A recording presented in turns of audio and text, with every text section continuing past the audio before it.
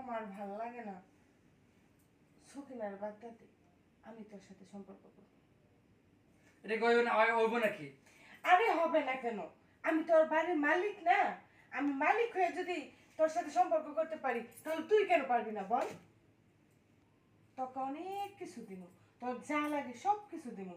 তোর নতুন নতুন গেঞ্জি কিনে দিমু, তারপরে নতুন মোবাইল কিনে দিমু, প্যান্ট কিনে দিমু, সব আমি কিনে দিমু তোকে। বুঝছস? বিনিময়ে শুধু আমাকে একটু সুখ দিবি। রাজি?